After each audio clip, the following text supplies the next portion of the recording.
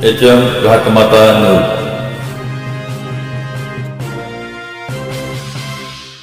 मिरज सांगली रोडवर भीषण अपघात।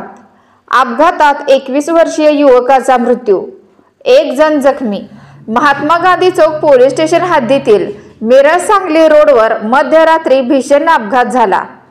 या अपघातात विश्वजित दिलीप नाईक, वय वर्ष 21, राहणार डी मार्टच्या पाठीमागे सांगली याचा मृत्यू झाला असून त्याच्यासोबत गाडीत बसलेली व्यक्ती गंभीर जखमी झाली आहे।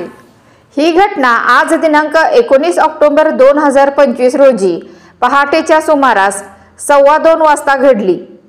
पोलिसांकडून मिळालेल्या माहितीनुसार आरोपी चालकाने 4 व्हीलर वेगात चालविताना रस्त्याच्या परिस्थितीकडे दुर्लक्ष केले। रस्त्यावर अचानक आलेल्या कुत्र्याला वाचवण्याच्या प्रयत्नात वाहनावरील नियंत्रण सुटले आणि गाडी थेट रस्त्याच्या कडेला असलेल्या जाहिरातीच्या लोखंडी अँगलवर आदळली। या धडकेत गाडीचे मोठे नुकसान झाले तर विश्वजित नाईक जागीच ठार झाला।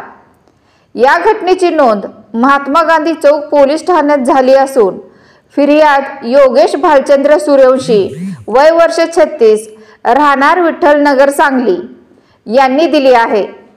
घटनास्थळी सहपोलीस निरीक्षक संदीप शिंदे यांनी तात्काळ भेट देऊन पंचनामा केला। पुढील तपास पोलीस करीत आहेत।